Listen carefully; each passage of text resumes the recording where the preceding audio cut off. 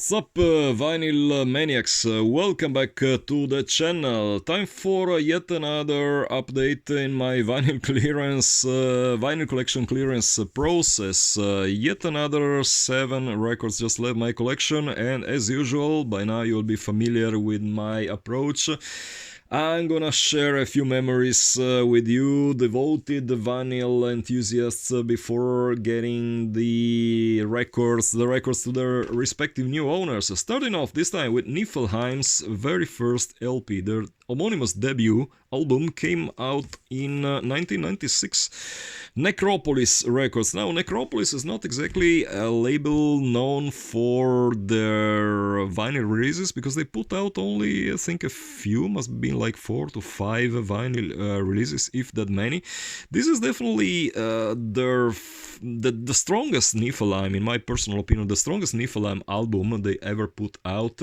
I remember when this LP came out, it was literally a breath of fresh air in the scene, because back then, you know, in the mid-90s, all you had, if you wanted to listen to extreme metal, was like either this generic Norsecore, that's how I like to call the, Norwegian approach, Norwegian/Swedish second wave of black metal, either that, your generic, Dimmu Borgir/Emperor influence, the symphonical keyboard-driven crap, or Dissection, At the Gates clones. That's pretty much all you had, all the scene was able to offer at the time. And when this album was released, I remember that the underground scene was like taken by storm, because it was something like we hadn't heard before. Not exactly we hadn't heard before, we hadn't heard in a very long while. I remember when I first spun these records, I bought it first on CD and then later on vinyl. I was like, oh yeah, this is really what I wanted to hear. This is literally what my heart beats for. I really needed an album like this. Traditional as hell, totally old school, rooted in the classic metal, thrash, death, whatever you wish to call it, but yeah, totally old school sounding. From the artwork itself, which, if I'm allowed to say, might not be exactly Necrolord's brightest moment, it has a kind of a childish vibe to it, let's be honest about it. But I think that's, the point of the band, to look as, primitive, as old school as possible. I bought this LP from the huge German mail order Hellion Records. I think they're still active these days. Yes, they are. I still remember the price I paid for it. This gives you an insight on how much of a vinyl nerd I am. That was 25 German marks in 1990. I think it was like I placed a huge order in the first weeks of 1997. This might have been like my first order of 1997. Limitation of this album, 25 German marks, just to give you a rough idea of what should be like, once adjusted for inflation, like 20 to 22 bucks euros nowadays, which in hindsight was a great deal, because I sold it for like 20 times more. Definitely an expensive records these days. And limitation, I was mentioning it like, I really don't know actually. I'm not too sure if it was like 666 copies or 500. If you have any clue, I checked Discogs about it, there's no info provided, so if you have any more precise info, let me know down in the comments. Bottom line, this is definitely a great album. As I said before, in my opinion, the best, to this day, the strongest NIFELHEIM release. The side A is absolutely flawless, for absolutely amazing tracks: The Devastation, Black Curse, and Holy Death, Possessed by Satan.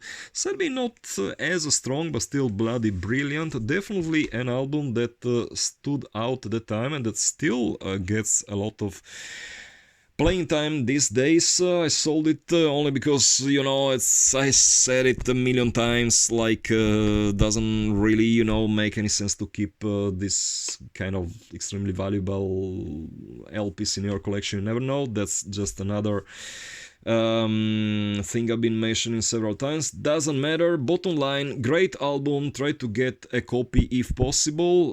Black vinyl. It was later released by, I think, Regain Records some 10 to 15 years later, but this is the first edition. Second LP they put out, Devil's Force. This came out in 1998 on Merciless Records from Germany. Absolutely killer label run by Volker Schwichheimer. I used to be in pretty much regular touch with the dude at the time. I think he left the scene and just called it quits a few years later. Not really sure if he's still kicking around. Props to him, a really nice dude. When this LP came out, it was actually a letdown for me personally, because I was expecting something like a carbon copy of the first album, which Devil Force is not. It actually brings the NIFELHEIM side to a different direction. The first LP was rooted in the classics of German thrash metal, let's say Destruction, let's say early Creator, Grotesque. Of course, they're not German, but you know what I mean. Swedish Morbid, those kind of old school bands. This is actually rooted more in the Sodom.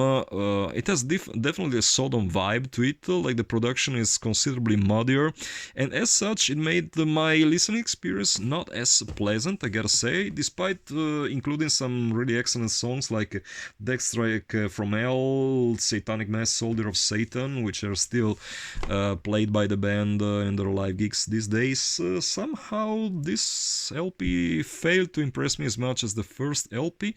I had very, very big expectation when I ordered it. I think I got it from Costa from Iron Pegasus Records. Yes, I got it from Costa himself, and I was kind of put off by it. I remember when it came out, the band mentioned it as being their direct answer to Sodom's Obsessed by Cruelty, and I definitely see the connection there. There's definitely an Obsessed by Cruelty vibe going on here. Vinyl is 666 copies. I'm fairly sure about the limitation this time. No lyrics sheet whatsoever, just this generic insert, the picture of the band. The guys still had hair, well, not that much hair, but still. The band never really wanted to have lyrics printed because they said we don't want generic random clowns to cover our songs, and in hindsight I think that was the right decision, because there are way too many horrible covers by hilariously terrible bands out there, and so it's really nice that NIFELHEIM never got plagiarized by other bands, or just, there are no horrible covers of their songs around. But yeah, as a whole, this album somehow failed to impress me. It's good. Yeah, I wouldn't say it's a bad album by any stretch of the imagination, but probably not as good as the first album. Servants of Darkness, on the other hand, was like a return to form and a return to the roots of NIFELHEIM when it was put out. I remember that the twins mentioned it as being directly influenced by the likes of Master's Hammer and Czech black metal. I definitely see why, because there's definitely a Master's Hammer slash root influence slash, all those old Czech Monitor Records bands. There is a definite influence that you can feel going on in the songs here. This was released in the year 2000 by Black Sun Records, which I think later became Regain Records. Correct me if I'm wrong, my memory is kind of failing me these days, but this was, I think, priced in 500 copies, 400 black vinyl, which is this edition. Then you had 100 copies priced in gold vinyl, if as I always say, if memory serves me well, because really sometimes I really can't remember too many years past. Return to shape, as I said, musically speaking, definitely return to form for the band. Some songs that I'm a big fan of: The Bestial Avenger, of course, and Servants of Darkness, Into the Morbid Black. Brilliant LP. Out of the first 3 albums, this is probably the cheapest one. I mean, it still goes for 100 to 150 euros, more or less, depending on the conditions. This is as close to being I wouldn't say mint, but something pretty close to that signed by both the dudes. Absolutely killer album, just like every NIFELHEIM release, you definitely can't miss it in your personal collection. Next up, Destroyer 666, the very first LP, Violence is the Prince of This World. This is bloody rare, gotta say. When I brought this LP to Keith Worslet's hands to get it signed, he was sort of impressed, like he said, there aren't really many copies of this LP in existence. I really can't remember if the limitation is like 500 or I think more likely 300 copies. There exists like the very first 5 of which came out on marble vinyl. Now I'm not lucky enough to own that one pressing, but this is hell. Even for like the black vinyl edition is still rare as hell. Includes this insert, no lyrics whatsoever. And it's a black vinyl, definitely. I would say that on a musical point of view, this is not exactly Destroyer 666 finest moment. It's a good album, don't get me wrong, but it's in terms of quality, it's closer to like being a good demo tape than an actual album. They later on recorded the Eternal Glory of War, which might as well be my all-time favorite Destroyer 666 song. But yeah, once again, a top-notch rarity, definitely in the list of ultimate classics from the Australian scene, next to the likes of Bestial Warlust, Sadistic Execution, Gospel of the Horns, a pretty good company. Definitely. How did I acquire this record? I think I traded, I didn't buy it, I only had like the promo CD version, which I had got for free from some other order. But I got the vinyl edition, I remember, from a trade with some German dude. I sent him like the first Havo Hey CD, and I got the first Destroyer 666 LP in return. Pretty sweet deal, actually. Nowadays you can easily sell this one for 500 euros or more. I won't mention the price mine went for, but trust me, it was not cheap at all. Musically speaking, the next album they put out, their sophomore album, Unchain the Walls, 1997, is still what I would think to be Destroyer 666 ultimate masterpiece. Includes their classics Australian and Antichrist, Satan's Hammer, Damnation's Pride, which of course took the name from the legendary Obscurity demo tape. 400 copies on blue vinyl, and I think Merciless Records also did a second pressing on white vinyl, if I'm not mistaken. Feel free as usual to correct me down in the comments if I'm coming up with the wrong info. But yeah, there were 2 different vinyl editions. This is once again a bloody rare, comes on a gatefold noble edition. My only complaint about this LP is that it doesn't come on the cover is not printed on glossy paper. I have this obsession over glossy covers. Can't really help it, sorry guys, but that's how I am. Grew up in the 80s when all covers were glossy, so it is what it is. In hindsight, this is definitely a record you can't possibly miss in your collection. Gatefold insert, no lyrics. I mean, the lyrics are actually printed on the cover itself. And yes, another masterpiece, their ultimate release in my opinion, signed by Keith once again. So yeah, try to find a copy if you're lucky enough to get one. Dimmu Borgir, Stormblast. Okay, this is a really good one. You know that I'm personally not the biggest Dimmu Borgir fan on the planet. I acquired their first 7-inch EP on 1994 when it came out. Never thought really much of it. If you had told me they would have become like the leading, melodic black metal band in the universe, never in my wildest dreams would I have believed it, but it is what it is. But this album, it is actually extremely strong. Comes on purple vinyl, which might as well be my favorite vinyl color. Talking about completely useless information, my favorite vinyl color, purple, green and light blue. Those are, for whatever reason, my favorite vinyl colors. And this is a strong LP. This is from the times when they were still not too, focused on this keyboard melodic nonsense. They built their songs on actual guitar riffs, and it's a great all-around record. Don't ask me to name songs because they are all, written in Norwegian, and my Norwegian, unfortunately, is probably even weaker than my English, which is saying a lot. And Limitation, don't really remember. Cacophonous Records took care of it in 1998. It originally came out in 1996. Definitely my favorite Dimmu Borgir release. Kind of regret selling it, but I mean, it went for a crazy amount of money once again. So I might consider reinvesting a bit of the money I got and acquiring the original CD version, which incidentally I owned before owning the LP, but sold when I got the LP. So now it's time to acquire back the CD edition, as I decided to stick to CDs. So yeah, I mean, life always goes around in circles, that's how it is. So yeah, absolute Norwegian black metal classic, great overall cover artwork, yeah, flawless album as far as I am concerned.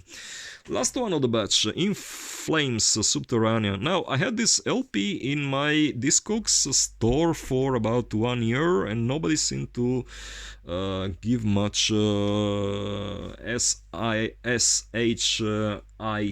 about it, but somehow today, literally like a couple of hours ago, I finally sold it, went for like €100.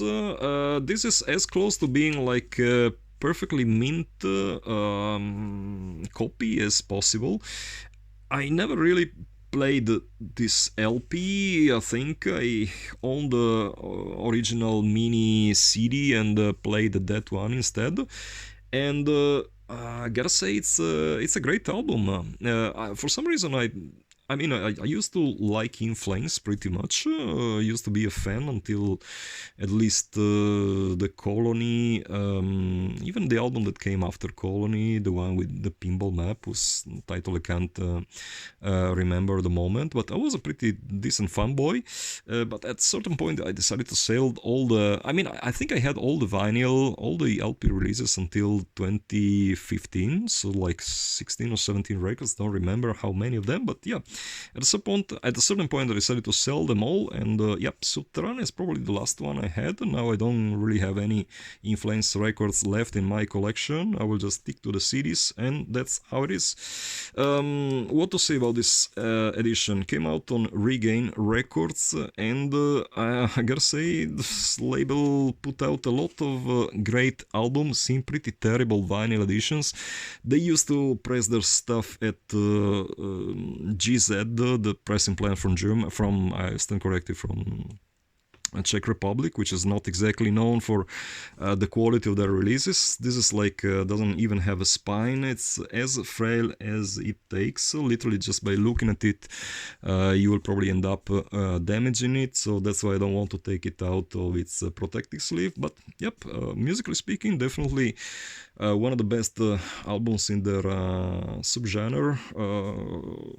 The melodic Gothenburg sound that has like Dark Tranquility and In Flames itself among its originators.